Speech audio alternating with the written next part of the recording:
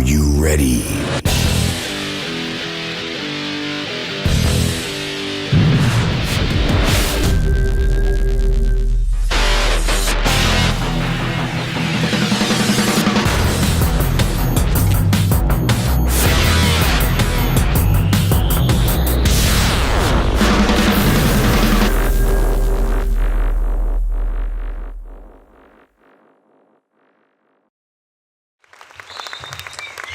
Wonderful, wonderful stuff. Okay, now we've got a real treat for you. It's someone who's been on all my previous shows. You know, comedy is such a young industry still in Saudi. What's happening there? That wasn't me, that was a mic. Good? Are we okay? Good? Pudding, pudding? I use the expression that's used by my next colleague coming on. This guy is one of the pioneers of the comedy industry in Saudi Arabia. He was one of the first people ever to get up on stage and to do stand-up comedy, which is fantastic.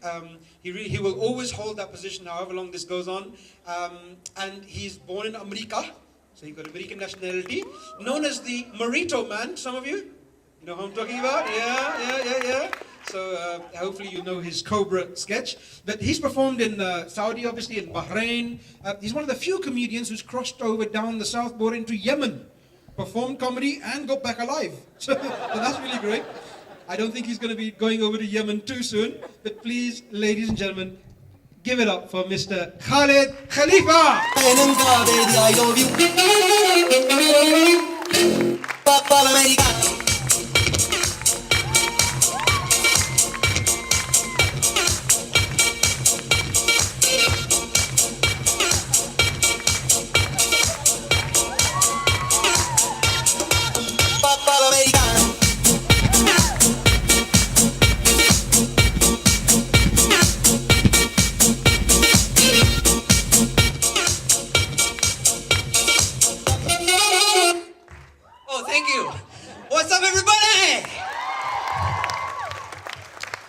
What's up? Are you guys having a good time tonight? Hell yeah. I'm having a good time. I've been hitting up the gym. My body's been changing. I'm getting bigger chest, biceps, triceps, and these damn comedians, they're like, what's this? What's this? What's this? It's like they ignore all of this and they just concentrate on this part. Even my mother. So what I've been trying to do is try to avoid that, I try to wear shirts that are kind of loose on the bottom so you can focus up here. Doesn't work. Wearing black, trying to hide it, doesn't work. So, it's so obvious, I hate it. When you meet other people, they'll see everything and they'll be like, hey, you gained weight. Why do you have to state the obvious? I don't come up to you and be like, hey, you have legs. Yeah, so, been trying to, get rid of it. Fahad Albutairi's telling me, girls dig it. I don't know whether to believe him or not. Oh, somebody digs it? Somebody's clapping?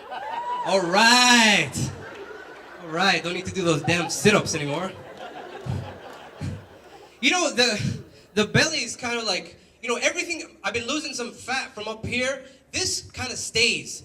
It's kind of like, أحبك. خليك من النادي والجيم والخرابيط هذه. Who cares about the gym? Let's go have a cheesecake. Cheesecake fanatic. So, how many Aram cons do we have here? Clap. Non-Aram cons? All right, non-Aram cons. I'm going to talk about the Aram cons. I mean, we've been hearing all these rumors rules, regulations, they follow the speed limit and all this and that. It's kind of like, we can make a movie, movie trailer for you guys in a world of rules and regulations. We have the Aram Con. I'm going to bed, honey. Honey, let's cuddle. It's 7:30. Must go sleep. Must go sleep. And he wakes up the next day, 6:30 a.m. Comes out of his bed, about to walk. Honey, I made you your favorite pancakes. Move out of the way, woman. Must go to work. 3-hour meeting. Must do work. It's like robots, like Transformers. You guys got a cool name, like Aram Con. They go into their meeting like, Aramcons, unite, unite, unite. We are Aramcons. Got any Americans here? Cool, cool, cool, cool. You guys, of course, you're familiar with, in America, they got, the beauty pageants, Miss California, Miss Florida, Miss New York. Did you know that we got beauty pageants here in Saudi Arabia as well? Yeah. Mm-hmm. Miss Camel Beauty Contest. And our beauty contests are way better than yours. You know why? Because the camels, they're naked. And you can touch them. I mean, you can touch the camels. So what are we in, like, March right now? Like about a month ago, I was in like one of the worst areas in Riyadh, and this guy approaches me. He kind of looked like a drug dealer because that day it was hot and he had a jacket on. And he was like, "Psst, come here." I'm like, what? Like, does he want to sell me drugs or something or what? And he's like, "Today's Valentine's Day. You want some red roses?"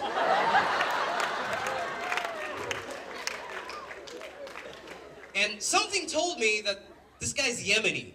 You know why? Because you'll agree with me, Yemenis can sell anything and everything. That's when he opened up the other part of his jacket and he's like, "I have other red things." And I was thinking, maybe teddy bears or something. And he's like, tomatoes, ketchup, strawberries, hot sauce, add some spice to your relationship. But Valentine's is kind of overrated, isn't it? Very overrated. Do you agree? Yeah, very overrated. But that day, if you come out, you're wearing red, like you get arrested or something. I mean, even if you're bleeding that day, I mean, they'll catch you and be like, "I'm bleeding!" No, you're celebrating. Come here. Did anybody get, like, perfume or cologne for your Valentine's? Clap, clap. All right. What, all of you just smell good all the time?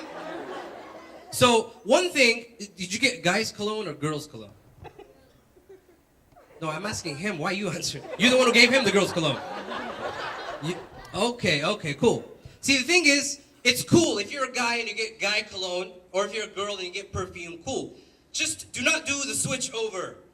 Because I'm sure some of you got friends, like a guy that likes to put on women's perfume. Because I like it. Now, here's the thing. This is what scares me. This is what I feel like it's going to mess up my brain one day. Because I'll be at work, sitting down on my computer, doing, busy at work, the usual, Twitter and Facebook. And then, you hear, like, the sound of high heels, like, and then this whiff of smell comes through. It's like, that smells good. Well, we don't have any women here. Who is this? And I turn around, this big, fat, hairy guy, Abu Ahmed. See, when you smell women perfume and you see a big, fat, hairy guy, that's gonna mess up your brain. They put this thing called pheromones. You're familiar with pheromones? It's these chemicals that, it's supposed to make you excited or whatever. So if that association keeps on happening, it'll mess you up. Really mess you up. Like, and you ask this guy, some of them like to even mix it. It's like, dude, what are you doing? It's my special mix. A little bit of Escada, a little bit of Herrera. I like to call it Esquera. More like scary. Now, imagine, like, you're with your woman, and, like, you turn the lights out, and then she's wearing the same perfume that you've been smelling. You're gonna be like, Abu Ahmed?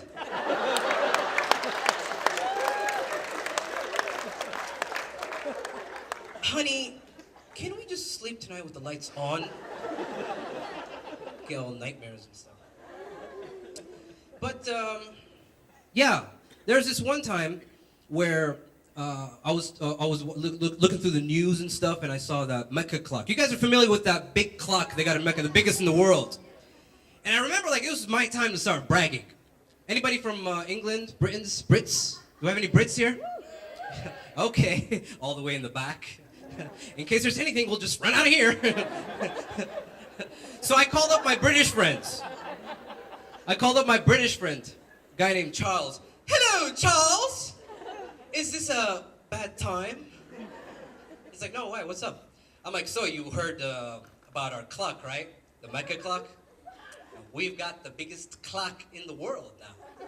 Mm-hmm. We've got the biggest clock. Our clock is bigger than yours. Mm-hmm. And he's like, whoa, I mean, like, so what? I mean, at least we know how to use ours. We're on time all the time. And I was like, damn it, he got me there.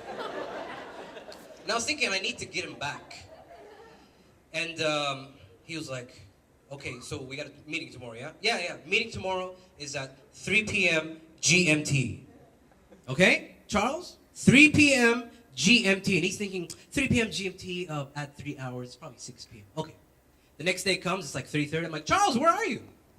He's like, it's still too early. I'm like, it's 3:30 right now. It's 3 p.m. GMT. He's like, well, yeah, 3 p.m. GMT is now GMT's global Mecca time. Got him back. And he's trying to get me back, like, well, if your clock is so cool, how come it doesn't have a cool name like ours, Big Ben? And I was thinking, I don't know what our Mecca clock is called. I didn't know it had a name or something. So I was like, okay, so your guys is big. Ours is Big Bender, okay? Bigger Bender, actually. You guys should just stop calling it Big Ben. Just call it Ben. Anyway, moving on. I just wanted to warn you folks that here in the Gulf, that we got aliens. So you have to be careful. And I'll give you a hint how you can tell. They're wearing a abaya, and they got this big thing coming out here from their head. What's in there? But a more important question is, who's in there? That's what I want to know. And that thing is so big, ladies, you don't need a purse. You can just stuff everything in there. That'll be so useful for mothers. They'll be like in the mall with their kid, just walking around, and the kid will be like, Mommy, I'm hungry. Okay, let me make you a sandwich. Now, if you don't eat it all up, you know where you're going for timeout. Have you ever wondered when there's a movie out in the cinema, the same day it's out on DVD in front of a supermarket? How I discovered it, I was in the movie theater in Bahrain, and this alien chick sits right in front of me. As the movie's starting, out comes this video camera. And it's not just that. It was like, this hand, and it's a Filipino guy holding the camera. Okay, madam, I get good quality this time. Okay.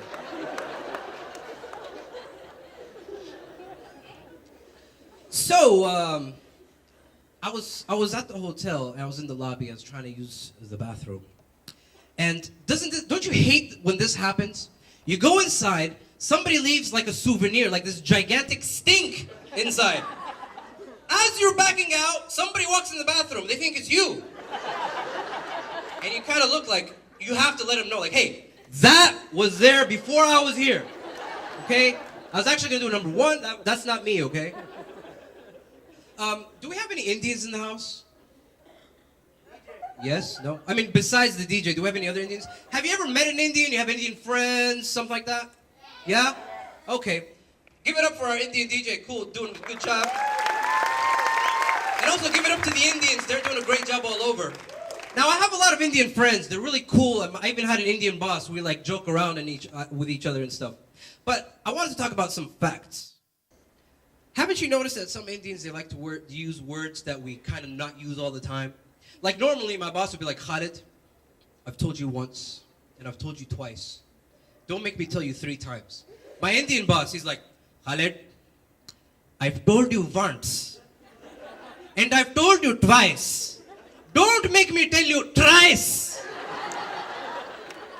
Barely use that word. Or it's kind of like, you know, when you get, like all over the world, this is yes, this is no. When you ask an Indian question, whether the answer is yes or no, you always get. Now that's a smart thing, because I've always wondered, like, that could be a maybe. It could be a maybe. And that would be so perfect for your lady when she asks you this question. Honey, do these jeans make my ass look fat? All you gotta do is, is my flight confirmed? Earlier, we had a little incident with the security guard when we're trying to get Omar inside. And as soon as the security guard saw it was Omar, he was like, "Oh my God, it's that guy! It's that guy from that YouTube channel! Yeah, yeah, yeah!" And he's telling his buddies, whatever. And then immediately, like the next thing was like, "Okay, I need to see your ID." It's like some switch just played. He's like, "Hey, yeah, yeah, must see ID. Must ignore his popularity. Do not care, do not care." Ladies and gentlemen, that's my time. Thank you very much. KK, grab the mic. Please sit down. Lovely set. Welcome to EP again. All right. You do enjoy your time in Aramco, don't you? It seems yes, to provide you a lot of material. Yes, sir. Yes, sir. It's fun. Indeed, and it's always a pleasure to have you here. I love the Aramcon and the non-Aramcon crowd. They're cool. Are they? Yes. You're not just saying that because we're sitting in front of them, are you? No, I can run to the back if I need to. I'm honest. No, But actually, you guys are cool. You guys are really cool. I like you guys. and unlike other shows, guys, after the show, we're all going to come out front and meet you, okay? So you can take photographs, you can have autographs, you can buy the DVD for the last show. It's all out there. And you're in that show as well? Yes, yes, Rehman and Friends Part 2. What kind of reaction have you been getting from the previous shows as people get to see the DVD? And Oh, yeah. Well, one weird reaction was I went to go actually buy the DVD from Riyadh, and the guy didn't recognize me. I'm like, "Hey, this is me." "Oh, really? It's you?" So it was just a weird situation. Okay. But a lot of people loved it. I mean, it makes me happy because sometimes I'm thinking like I'm not giving like 100%. Nah, And when somebody says, "Oh, that was really cool," I'm like, "Oh, really? They really like that joke." Okay. What was it like performing in Yemen? Tell us about that. Oh man, Yemen. You see, just like how there's stereotypes in the States when you meet Americans and they're like, "Oh my God, you're going back to Saudi? Isn't there like a war there or something?" So we just like, okay, maybe they're misinformed. CNN, BBC, whatever. And then here, when I'm trying to go back to when I'm trying to go to Yemen, my Saudi friends, they'd be like, "You're going to Yemen? There's a war there." Was there? No, there wasn't. I think Yemenis are the nicest people Really? in the Gulf. They're very hospitable. I heard Sana'a is beautiful. Sana'a is excellent. Actually, all the Gulf countries should be jealous from their weather. They have the best weather. Really? Yeah. And I guess one of the things we can do through comedy perhaps is break down some of these Yeah. misconceptions. Because Yeah. I get it when I call home and I'm calling a company in, let's say UK or an insurance company or something, and they say, "Well, where do you live?" And I say, "Saudi Arabia." And you get this really awkward silence. Right? And you kind of know that the next thing this person's going to say is either going to be racist or ignorant or both. Mm-hmm. And my favorite one is, "Ooh, Saudi Arabia. Is that in Dubai?" I love that one. No, but with Yemen, I noticed some things. There's a stereotype about Yemen, the whole kidnapping and stuff. Oh, really? So yeah, so I would tell them, what do I need to do to avoid getting kidnapped? And the Yemeni guy's like, "Yahi, you look like Yemeni. They're not gonna kidnap you."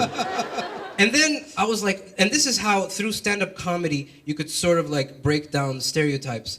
I had this one joke, and everybody was telling me, "Dude, I don't know if you should do this joke or not. Maybe they'll get offended, this and that." And some comedians, they have like an inner voice that would say, "You know what? Go for it, because if you believe that it's going to be good, and you can make use of it." So I went out to the Yemeni crowd, and I was like, the stereotype they got about kidnapping, whatever. Now, when they kidnap the foreigners, because we're not worth anything, they want the other kind. Actually, they don't do anything to them. They just use them as a tool to discuss with the government or whatever. They actually treat them very nice. Coffee, tea, with like some sugar, that kind of thing. Do some of the kidnappees want to stay with them? It's to the point where there's a guy from the tourism. He told me that some European people actually asked him, "Can we get kidnapped?" Because they heard it's an awesome experience. So I made that into a joke, like an infomercial, like, "Come to Yemen, see the mountains, the weather, and get kidnapped." So You can choose. We can kidnap you from the airport, from your hotel, and we'll have you back the next day. Qat not included. And for them, they really love that joke because it's like, hey, take this stereotype of kidnapping, flip it into like, something fun. And, it just kind of eased things over. That's what it's all about. Well, these people that think that Saudi Arabia is in Dubai, I just play along after a while because I stop getting angry. I say, absolutely. What you do is you go down Sheikh Zayed Road and you pass the second exit, just past the Jumeirah Beach Hotel. There's Saudi Arabia. Yeah. There it is. Yeah. I swear to God. And they told you. But anyway, I think all the Saudis outside in the States, everybody should be an ambassador. I was forced to be an ambassador for Saudi Arabia and sometimes for religion because they invite me to classes. And in the back of my car, I had a gigantic La ilaha illallah Muhammad Rasulullah, the Saudi flag. And everybody thought I was crazy for doing that and driving in the States with that. And this American guy, white guy, he was like, just staring at me. And I just rolled down the window and he came and was like, what does that say on the back of your car? And I was like, that there's no God but God and that Muhammad is his final messenger. And he was really like surprised. He was like, so it don't mean kill all white people? Because he saw the sword. Yeah. We should make it more friendly by taking out the swords. What do you think? But no, I mean it's a national Saudi symbol. Flag. Yeah. But I mean, you know, it's a chance to explain because it gives stuff. a certain impression. Yeah. Well, listen, the rate at which you're putting weight on, soon you're going to be impossible to kidnap anyway. Hey, I'm skinny standing next to you. I know. All right, you got me. Thank you very much indeed, Khalid Khalifa. I love you guys. Okay.